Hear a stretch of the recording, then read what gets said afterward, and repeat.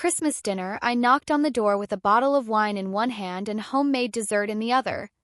Porch smelled like cinnamon and cedar. Laughter spilled through the walls like warmth. And then the door swung open. It was my sister. Hair curled, dress perfect, eyes already sharp. She looked me up and down, then leaned against the doorframe. "We don't want you here," she said. "Go ruin someone else's holiday." Behind her, I saw the dining table. Candles flickering. Ham glistening. My mother pouring wine. My brother throwing his head back in laughter. No one looked at the door. No one noticed I hadn't come in. I stood there for a second, just long enough for my heart to break without shattering. Then I nodded, stepped back onto the icy steps, and said, "Got it." I turned and walked away, the cold biting into my skin harder than her words did. My name is Samantha, and from wherever you're watching this, stay with me. Because have you ever realized all in one moment that your family never saw you as one of them? That your seat at the table was always conditional? That love in their house came with a side of silence? I got in my car, sat in the driveway for a moment, hands on the wheel, and then I drove away. 10 minutes later, I was halfway down Main Street when I heard it. My phone buzzing like it was on fire. Dad again. Dad. I picked up, and all I heard was him yelling my name into the wind like someone had just woken him from a lie. "Samantha, where are you? You need to come back now." I pulled over, rolled down the window, let the cold slap my face, and whispered, "Why?" You all looked happy without me. What he said next changed everything. And by the time I turned the car around, I wasn't coming back as the forgotten daughter. I was coming back as the truth. The panic in his voice wasn't subtle. Not irritation. Not guilt. Panic. "Your sister told us you weren't coming," my dad said breathlessly. "She said you were spending Christmas with friends. That you declined the invite." "I texted Mom 3 days ago," I said, my voice flat. "I never saw it," he replied. "We thought you were just avoiding us again." Avoiding? I pulled up to the side of the road and stared at the phone like it had personally betrayed me. "She told you I wasn't coming, then slammed the door in my face when I did?" I asked. "She," he said, his voice rising. "She did what?" And that's when I realized this wasn't just cruelty. It was strategy. My sister had rewritten the narrative before I even arrived. She planned the exile in advance. Got them all warm, cozy, full, and ignorant before delivering the lie that I had ghosted them. 'Cause what's more believable than the family screw-up not showing up? "Samantha," my dad said. "I'm so sorry. I didn't know. I swear to God I didn't know." I exhaled, slow and steady. "I know, Dad." But she did. I turned the car around, and this time I wasn't driving back with cranberry pie and good intentions. I was driving back with receipts. Because while they ate and laughed and toasted without me, they didn't know I'd kept everything. Texts, the screenshots, the voicemails, even the audio from outside the door when she slammed it in my face and muttered, "That should do it." She'd played the long game. But I'd been quietly building the archive. When I walked back in, my dad met me at the door. Arms wide. Eyes wide. Face red. "I'm so sorry, baby," he whispered, hugging me like he just found something he never meant to lose. But over his shoulder, I saw her. My sister. Standing frozen at the end of the hall. Champagne flute still in hand. Smile cracking. Color draining. Because I wasn't supposed to come back. And I sure as hell wasn't supposed to come back with the truth. The room went still. Forks paused midair. My mother's eyes darted from me to my sister like she was watching two versions of a memory collide. "Samantha," she said carefully. "We didn't think you were coming." "She told you that," I said calmly, peeling off my coat. "I never said it." My sister finally stepped forward, but her voice was too light, too late. "I just didn't want everyone getting their hopes up. You've missed a lot lately. I've missed a lot? I repeated. Or you've explained away a lot. Dad turned, eyes narrowing. Did you read her text or not? My sister blinked. I might have forgotten. Forgotten, I said. Like how you forgot to tell them I left a voicemail. Like how you forgot to open the gift I sent last year but managed to post it on your Instagram anyway. With your name on the tag? Gasps. My cousin put down her glass. My mother looked like she'd been slapped. I have the receipts, I said, pulling out my phone and tapping into the folder labeled Holiday Gaslight Chronicles. Yes, I had named it. I didn't want this. I really didn't, I continued. But I'm tired of being the villain in your stories. I hit play. And there it was. The voice memo. My sister at the door just hours ago.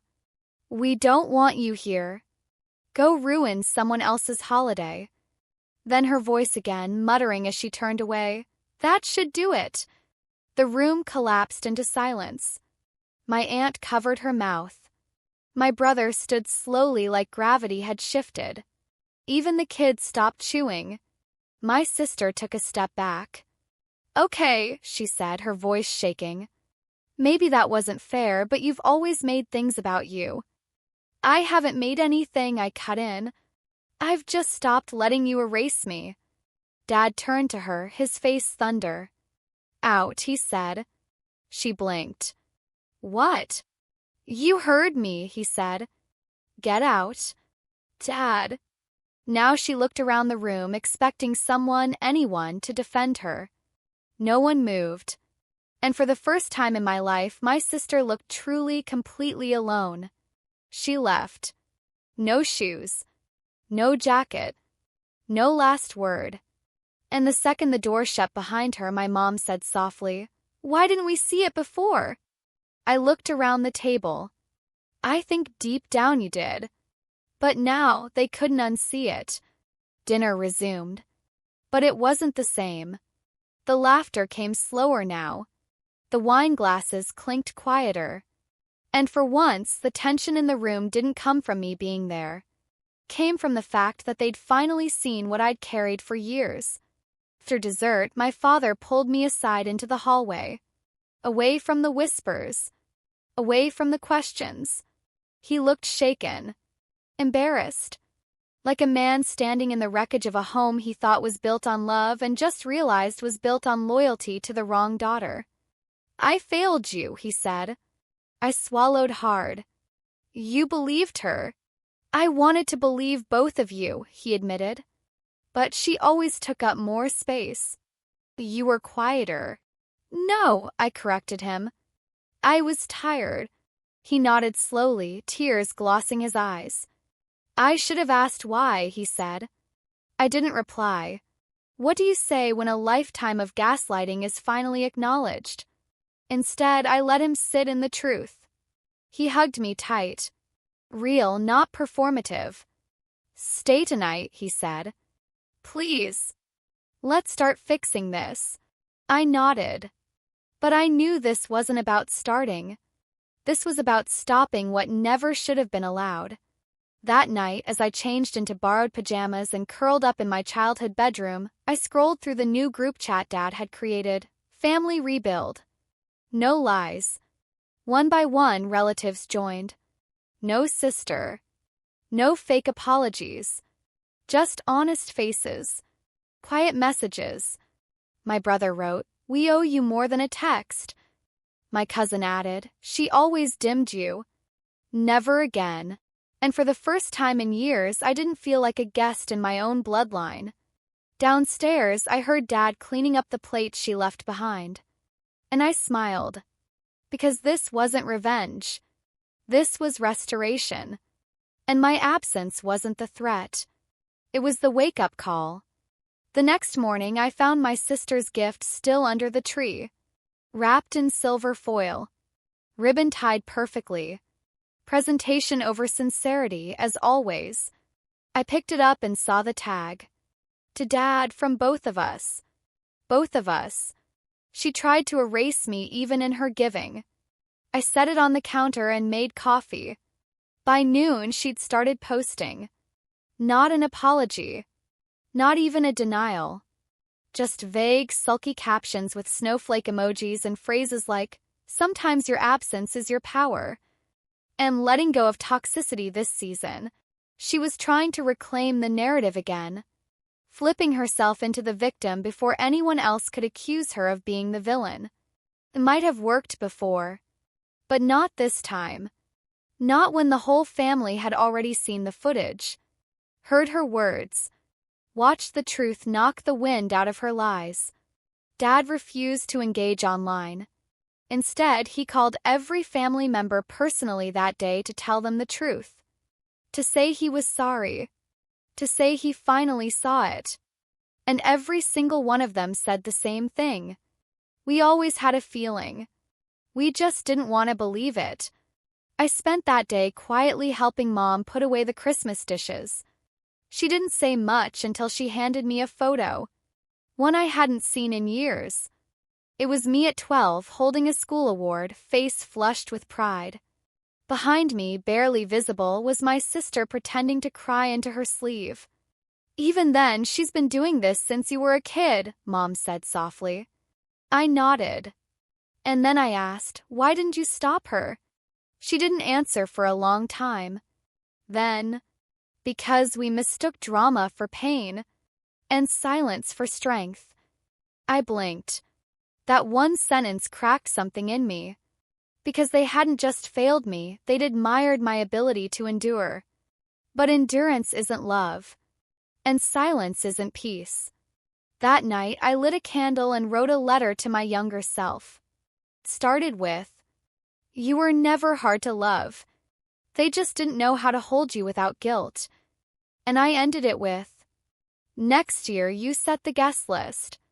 Because family isn't just who invites you in, it's who honors you when you show up." A few days after Christmas, the group thread exploded. Not with drama, but with silence. No one had heard from my sister. No guilt selfies. No manipulative New Year, New Me posts. Just nothing. Until my brother sent a message. "She's at Aunt May's." Showed up crying. Said she's being erased from the family. The irony nearly knocked the wind out of me. Erased? That was my seat. She'd stolen my voice. She drowned my presence. She edited me out of holidays like a bad photograph. And now, when truth finally sat at the table, she screamed exile. But I didn't respond to the thread. I was done explaining who I was. Instead, I kept moving forward. I started planning a dinner at my place. Quiet New Year's gathering with people who had shown up for me when it counted. No one asked if she was invited. No one tiptoed around the question. The absence spoke for itself. On New Year's Eve, my house glowed with gold lights and calm laughter. Dad brought wine. Mom brought her favorite pie, the one she never made when my sister was around because she didn't like the smell. And I brought peace. Real peace. Not the kind that comes from keeping everyone comfortable, the kind that comes from choosing who gets access to you. Later that night, Dad stood up for a toast. "I've spent a long time defending what I didn't understand," he said, looking at me. "But this year, I'm starting over. And I want to thank the one person in this room who taught me how." He raised his glass toward me. "To Samantha, for setting the boundary we were too afraid to admit we needed." The room clinked glasses. I smiled, but inside I was shaking. 'Cause that's what healing does. It doesn't roar. Trembles. Quietly. Boldly. It rewrites you one honest moment at a time. I never told my sister she couldn't come. But she didn't ask. And I didn't reach out. 'Cause sometimes the deepest healing is not revenge or forgiveness, it's finally being okay with their silence. January came and went in quiet waves. No dramatic confrontations. No cryptic voicemails. Just absence. And for the first time in years, her silence wasn't a threat. It was relief. I found myself breathing easier. laughing louder, sleeping deeper. And then an email. No subject line. No signature. Just her name in the sender line. I almost deleted it. Almost. But curiosity has sharp teeth. I opened it. I know you think you won, but you don't know what it's like to feel invisible. You've always been the favorite. You just didn't notice because you were too busy pretending to be the victim. Someday when they turn on you, don't come running to me. No apology. No acknowledgement. Just one last grasp at rewriting history. I stared at it. And then I did something I never thought I'd do. I clicked reply. I used to want your love. Then I wanted your apology. Now I don't need either. I don't need to win. I just needed to stop losing myself every time you needed to feel big. You can stay gone. I'll stay whole. I hit send. Then blocked her. Not out of anger, out of finality. Because healing doesn't always look like reconciliation. Sometimes it looks like a clean inbox and a lighter chest. Later that week, I mailed out invites for a spring dinner I was hosting. Small. Meaningful. I wrote each name by hand. And this time, I didn't pause when I skipped hers. Because my table wasn't missing a chair, it had finally made room for me. I placed the last envelope in the mailbox and stood under the quiet sky. No grief. No guilt. Just this soft, solid truth. She left a hole. But I grew around it. Like roots. Like something finally grounded. Spring arrived like forgiveness. Slowly, then all at once. The air was warmer. The silence stayed peaceful. And I was no longer bracing for impact every time the phone buzzed. The dinner came and went. 12 people at my table. 12 people who saw me, heard me, held space without shrinking mine. After dessert, my dad stood again. This time more certain. More steady. He raised a glass. To the daughter who taught us that silence isn't strength, he said. To the woman who made a place for herself when none was offered. There were no tears this time. Only quiet, radiant pride. And as I looked around that table, faces glowing under string lights, laughter bouncing off the patio walls, I felt something I hadn't felt since childhood. Home. Not a place. Not a family name. But a feeling. Built from boundaries. Self-respect. And finally, truth. My mother hugged me before she left. A real hug. One that didn't ask for anything back. And she whispered, I'm proud of who you've become.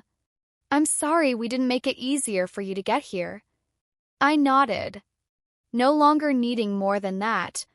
I'd made it. By June, I heard my sister had moved. New city. New cycle. Still trying to spin stories without anyone left to cast in them. But I didn't follow. Didn't check her socials. Didn't care who she pretended to be next. 'Cause I was busy living. Not proving. Not performing. Living. And on the first day of summer, I sat on my porch with coffee in one hand and sunlight on my skin, and I whispered the words I'd waited a lifetime to say. She can't hurt me anymore. And even better, she can't rewrite me anymore. I wasn't the villain. I wasn't the forgotten. I wasn't the afterthought at the holiday table.